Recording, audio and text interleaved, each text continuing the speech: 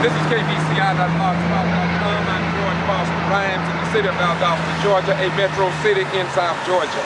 Last night at Valdosta City Hall, public meeting in the state of Georgia, I met with 17 to 20 employees of the city of Valdosta Sanitation Department. They met me right here at these spots after the meeting, and they talked about how they could not get their voices and their complaints heard by employees of the city government. Mr. Whitehead's name was mentioned in these chambers as they stood here and talked about what they have gone through for such a long, long time, and nothing has been done to address their issues. We realize that there is a law in the state of Georgia called the at-will to work law. That means that a person can be fired from their job for good cause, bad cause, or for no cause at all. These employees, some of them, wrote me letters. Reverend Floyd Rose, the president of the Southern Christian Leadership Conference, Lee Turchson, the president of the NAACP.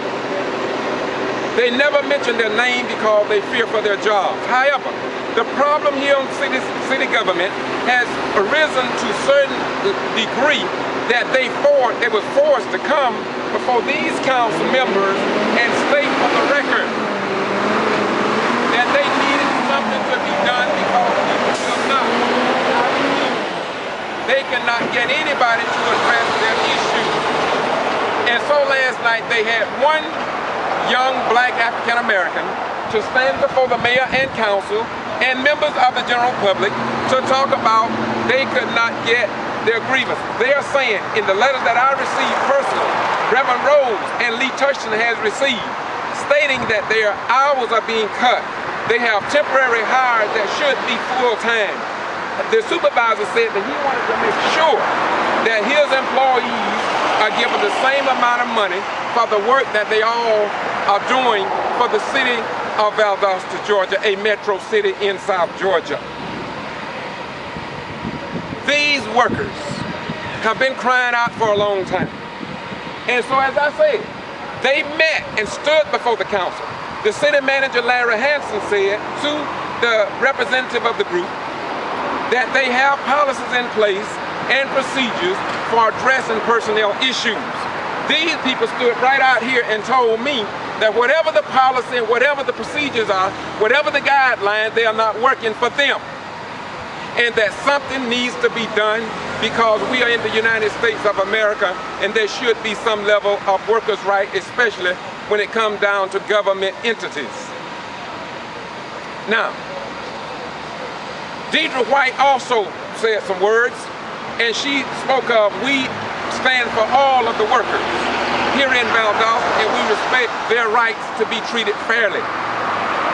Sonny Vickers said that these people need to be listened to and that they should not have a problem in addressing Mr. Whitehead or anyone else in city government.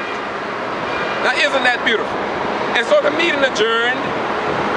No. I came out and I said a few words at the council meeting before the mayor and council and the general public. I wasn't planning on saying anything, but since this young man, the leader of these, or representative of these 17 to 20 people, two of them of which was white, I felt compelled to say something because I had received letters, and Reverend Rose and Lee Turchson and myself have to question what had gone on with the city, but we have not really addressed it because we were waiting for them to stand up, but out of fear they wouldn't. But I guess it had come to the degree wherein they must say something. They can no longer be quiet. And so they stood up. And so I want this to be known, not only to the people here in Valdosta-Lowndes County, the state of Georgia, but to Al Sharpton, Jesse Jackson, to all other white right people who want to see a change down south. Because if the news media and television stations and radio stations does not report the truth that goes on in Valdosta City and in Lowndes County and the state of Georgia, then the citizen will forever be deaf, dumb, and blind to the times and unable to make intelligent decisions based on facts. I served this nation for over 20 years, and I believe that it is time now for Valdosta to move into the metro area of freedom of the press and freedom of speech. We can no longer continue to operate with certain people controlling all the aspects of real news, especially in the low economic areas of our community. So, I get up this morning and I look in the Valdosta Daily Times. And this is the story of what appeared in the Valdosta Daily Times. Absolutely nothing is in here about citizens to be heard. I'm talking about the voters in Valdosta. Do they not have a right to know what goes on in their local government here in South Georgia? Why is it that anybody would not publish the news worthy that the citizens would want to know? Now, the people would want to know that Minister, a highly respected John Robinson, spoke before City Council about the racial economic divide here in Valdosta, about the impediments that was identified by G.B.R in Texas, and that HUD has been notified that for 16 years, our city government has been setting up reasons for addressing the impediments, but little to nothing has changed. Nothing was said in the paper. It is as if though the Valdosta Daily Times, and not only the Times, but radio stations and TV stations don't want the general public to know what's going on in their beloved community. Now, there's nothing in this paper about what took place with those 17 to 20 employees. Absolutely nothing. So what does that mean? That means you had a group of people that come up here and talk on some cutting-edge issues in the land of the free, in the home of the brave, but absolutely nothing was said about their issues. Now your question should be, as a Christian, Muslim, Jew, Hindu, or atheist, should be, why is it that in 2012, the news is not being reported to the citizens here in Valdosta? Is it to control, as the old 1860 charter that hung on these walls that were only removed reluctantly after I complained about it, which read that the mayor and council shall pass all proper and necessary laws and ordinances for the control of slaves and free persons of color here in Valdosta and Georgia, and to abate and suppress all nuisances arriving from hogs, dogs, horses, and other animals in the city. Is that the same mentality that we see today by suppressing the news and keeping the general public ignorant? We must ask these questions. We can no longer continue in this fashion. We must elevate. If we carry the title of a metro city, then why can't we have the news dispersed among the citizens of Valdosta, Lowndes County, South Georgia, the state of Georgia, and across the United States of America? Why is it? We serve this nation. We go into foreign countries to put our life on the line for foreigners' rights of free press and freedom of speech, only to return home to see our own rights being suppressed and abated and controlled, and therefore the citizens vote, but they cannot vote on the issues because they don't know what the heck is going on. So, I challenge and I ask anybody to refute what I have given in this video. But I am determined, as a United States military veteran for over 20 years, put my life on the line during the Vietnam era, fighting for the rights and freedom of foreigners that I did not know, only to return to Valdosta and see the rights of the citizens being ignored in 2012. And it is indeed time for a change. This is not a black or white issue. When I went into the military, they didn't ask me for the most part whether I was a black man or white man or Republican or Green Party, or independent or conservative or liberal. They didn't ask me that. They needed somebody to carry that M16 to take the hill when I got orders to do so. I didn't have nothing against the Vietnamese. I didn't have nothing as a citizen or no one else against the Japanese. I didn't have nothing personal against Korea. I didn't have nothing against any other nation that our country have fought against. But when it comes down to us standing up in our own community, and perhaps the professors at BSU said it best. Professor Matthew Richards, in his video called The Chorus of Fear, which you can see on YouTube, just Google A Chorus of Fear, inmate Willie James Williams, and you can watch over our video about the fear that is running prevalent in this city. And so I commend the 17 to 20 people that stood on these grounds following the meeting last night and stated that they want some relief from city government, but because they have been ignored, they were forced to come.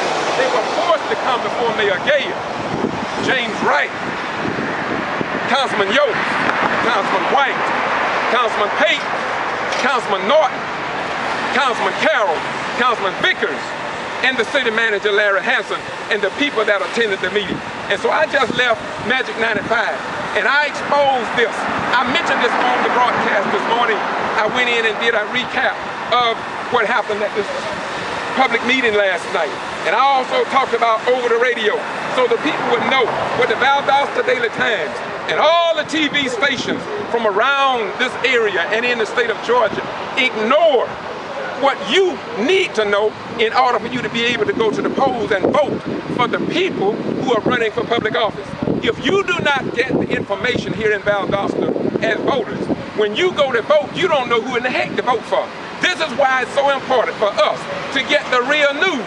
Now you all may ask me, Brother Rams, why do you do what you do? I do it because I put my life on the line for this nation. I put my life on the line for this nation, and I respect freedom of the press, freedom of speech, and our right to vote. But you cannot vote intelligently unless you know what is going on. And this is why I ask you to call your friend, call your neighbor, and if you have access to the civil rights giants of this nation, whether they're black or white, the women's group, and others who are concerned about other people at public meetings in the state of Georgia, then why in 2012 should the concerns about HUD funding, about creating jobs for the economically oppressed, why is it when John Robinson mentioned ill conditions on Troop Street and that they don't have any gutters, no sidewalks, rusty pipes, and no driveways, why would that not be in the Valdosta Daily Times? Why wouldn't the Times publish that? Why wouldn't they publish it? Why wouldn't your local news media publish that for the good of the citizens? Should not we have an informed electorate? Should we not actually represent all of the people and not just a select few of the people? Should we not do that? So this is kvci.blogspot.com on the internet or Boston G.B.R. We will either come together as a nation across economic, along racial lines, religious persuasions, rich or poor. We will either come together and unite for the good of all men, or we can watch the destruction of this nation. We came to these shores in the year 1555 aboard a slave ship called Jesus. There are too many of us that have bled, suffered, and died, black and white and others, to see our republic made to look less than what we are on the world stage. It is indeed a disgrace. So I say to you, what say you as a Christian? Are you just going to sit in your church on Sunday? Are you just going to sit in your mosque on Friday evening at Jumu'ah? Are you just going to sit and deliver the quick bar in Islam, but yet you fail to address the real issues that our people are facing? And when I say our people, I'm talking about the people here in the United States of America. City government should not, in my most humble opinion, have to have their workers to come before a setting like this, which is maybe against policy. But if they cannot get the citizens, if they cannot get their elected officials to address their concerns, what other avenue do they have? And I was kind of disappointed in Larry Hanson in a way, and I love the beautiful brother by saying to the group that the policy must be followed. Why didn't he say, I appreciate you all coming and exercising your right, but then go into the policy situation? Why didn't they ask them? Now they asked, had they gone, Councilman Vickers asked, had they gone and followed the procedures, but they explained that. They said that nothing was done when they tried to call a meeting.